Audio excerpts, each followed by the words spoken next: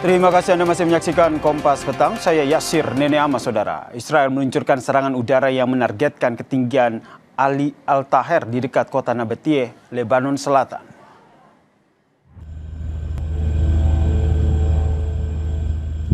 Rekaman video menunjukkan hantaman serangan di lereng bukit dengan kilatan ledakan dan suara dengung yang berputar-putar di area sekitarnya, Saudara. Kantor berita Tasnim Iran melaporkan 3 serangan udara Israel menghantam daerah tersebut, sementara media lokal menayangkan rekaman yang menurut mereka menunjukkan pesawat tempur menyerang daerah antara Ali Al-Taher dan juga Al-Badsah di distrik Nabatie.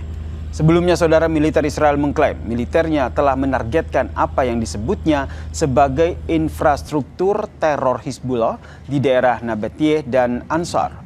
Serangan ini dilakukan sebagai tanggapan atas laporan penyergapan Hizbullah di punggung Bukit Al-Taher yang menyebabkan 3 tentara Israel terluka parah.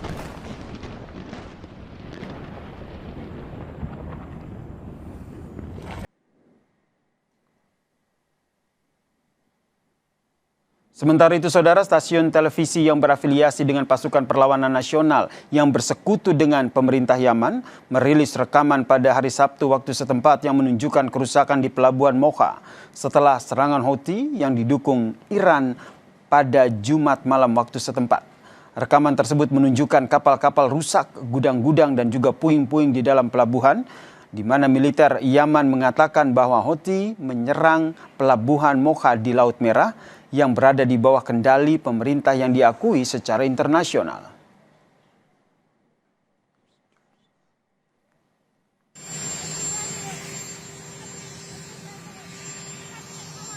Di sisi lain, Saudara, pemerintah Amerika Serikat mengirim USS George Washington ke Timur Tengah. Kapal induk ini dikirim untuk menggantikan Lincoln sebagai bagian dari rotasi yang telah dijadwalkan sebelumnya, Saudara.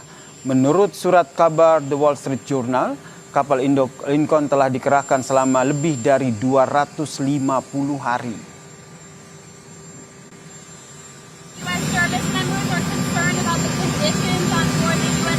Well, no, that ship is moving. No, they're not. That ship is moving right now, or very shortly, and it's being replaced with another very similar ship. No. Not nearly long enough. Thank you, everybody. Komite Pencarian Orang Hilang Angkatan Bersenjata Iran meminta Komite Internasional segera menindaklanjuti nasib 3 pilot Iran yang ditangkap oleh Qatar sejak 2 Maret 2026. Ketiga pilot itu ditangkap setelah 2 jet Iran ditembak saat misi pengemboman pangkalan udara di Qatar. Sementara itu, Saudara, 1 pilot lain meninggal dunia. Iran menuduh Qatar selama 6 bulan mengabaikan hak-hak dasar tahanan dan melanggar konvensi Jenewa, termasuk melarang pertemuan dengan keluarga dan juga pejabat Iran.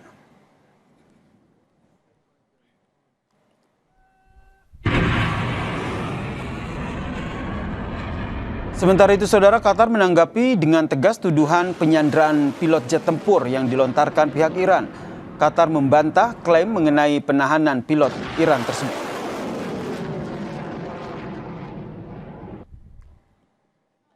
Melalui media sosial X, penasihat Perdana Menteri sekaligus juru bicara resmi Kementerian Luar Negeri Qatar menjelaskan sejumlah hal, Saudara. Yang intinya adalah Qatar membantah tuduhan penahanan pilot Iran dan menyebut pernyataan itu menyesatkan.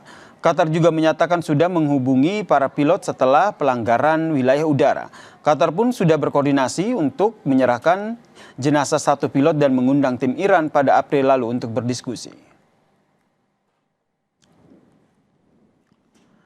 Saudara, di tengah peningkatan eskalasi perang antara Amerika Serikat dan Iran, Iran menuding Qatar yang jadi mediator perundingan keduanya menyandra pilotnya. Lebih lengkap kita bahas bersama dengan dosen ilmu politik Universitas Udayana, Evata Filomeno, yang telah bergabung bersama kami di Kompas Petang. Selamat petang, Mas Evata. Selamat petang, Mas Yasir. Ini nampaknya episode baru, bisa dikatakan seperti itu ya, karena ini ada informasi dari Iran yang mengklaim bahwa ada tudingan pihak Qatar yang menyandra 3 pilot mereka begitu. Yang Anda baca dari pernyataan ini seperti apa? Ya, memang terkonfirmasi bahwa ada operasi yang dilakukan Iran ya. Waktu itu sempat menyerang salah satu pangkalan terbesar dari Amerika ke Al-Udeid. Nah, di sana terkonfirmasi juga bahwa ada 1 jenazah yang sudah ditemukan, tetapi 3-nya tidak ditemukan. Tetapi yang cukup menarik di sini yang perlu kita lihat adalah bahwa apa yang diinginkan oleh Iran ada untuk memberikan daya tawar yang baru.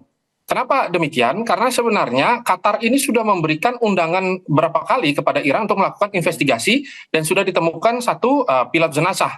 Tetapi pilot-pilot yang lainnya itu tidak dicari sampai hari ini. Nah, kita tahu bahwa batas waktu dalam negosiasi yang diberikan Amerika akan berakhir tanggal 17 Agustus, begitu. Maka dalam detik-detik yang baru ini terlihat sekali bahwa Iran ingin meningkatkan leverage mereka.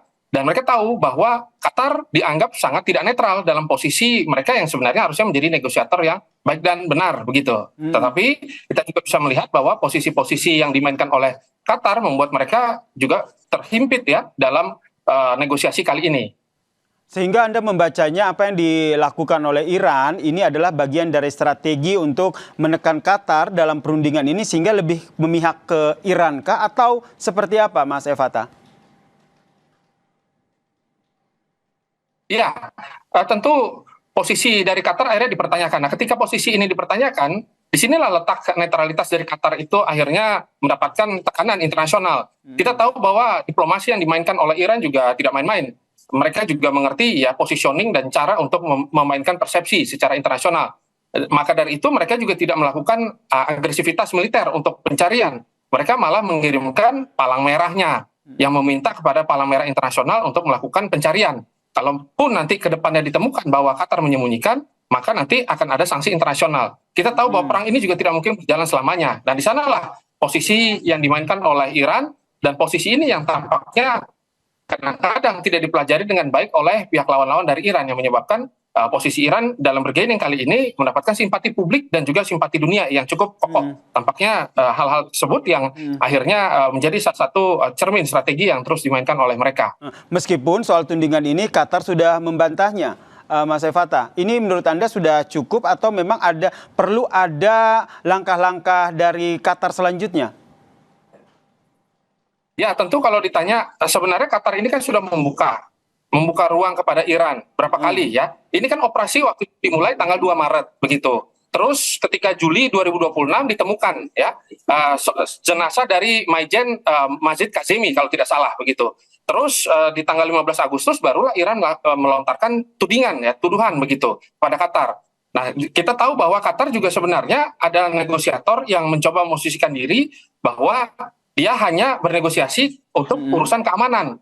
Tetapi dalam posisi bergaining seperti ini, inilah yang menyebabkan nanti ke depannya Qatar ya dan juga langkah-langkah yang dilakukan oleh Amerika itu akan tersendat karena dunia internasional akhirnya sudah melihat bahwa tampaknya perang kali ini secara persepsi, secara kemanusiaan sudah merugikan banyak orang dan Iran akan berada pada posisi terdepan untuk menyampaikan bahwa perang ini memang harus diakhiri. Kalau seandainya strategi Iran akan seperti yang Anda jelaskan tadi, Mas Evata, yang Anda baca strategi yang lagi tengah dirancang oleh Amerika Serikat akan seperti apa? Ya tentu Amerika Serikat dalam posisi tawar kali ini agak sedikit buruk situasinya ya. Kita lihat bahwa USS Abraham Lincoln akhirnya ditarik mundur ya, dan operasi militer yang tidak memiliki tujuan ini juga akhirnya menyebabkan dunia juga cukup panas ya, panas dan juga dingin ya, tidak jelas begitu. Akan tetapi kita bisa melihat bahwa besok ini adalah titik ya bagaimana ke depan gitu agresivitas dari militer Amerika apakah akan semakin luar biasa ataukah tidak. Dan kita tahu sudah ada Liga Arab yang baru. Nah, di Liga Arab ini nanti ke depannya akan menjadi pemain tunggal ya untuk menggantikan posisi Israel. Tetapi dalam posisi-posisi yang tidak pasti seperti ini bisa saja ya meskipun Amerika dituding mengalami kekurangan ya, rudal-rudal pencegat dan lain sebagainya, tetapi tentu Amerika juga memiliki strategi-strategi yang lainnya. Dan kata-kata Donald Trump juga tidak bisa kita katakan sebagai kata-kata yang isapan jempol karena bisa saja dia menyembunyikan rencana dan rancangan strategis untuk menyerang Iran dalam posisi diam-diam. Nah, di sanalah posisi Iran memainkan diplomasi saja. Mereka tidak ingin melakukan serangan supaya nanti ketika ada serangan dia tinggal meminta kepada PBB, meminta dunia internasional bahwa kenapa Amerika melakukan ini lagi begitu. Karena tampaknya Iran tidak ingin melakukan agresivitas militer dan dia memaksa juga Amerika untuk tidak melakukan serangan-serangan lagi. Nah, terakhir kalau kita lihat kan rentetannya atau runutannya, Iran juga nampaknya merubah strategi militer mereka, menyampaikan lewat IRGC bahwa penyerangannya akan meluas begitu.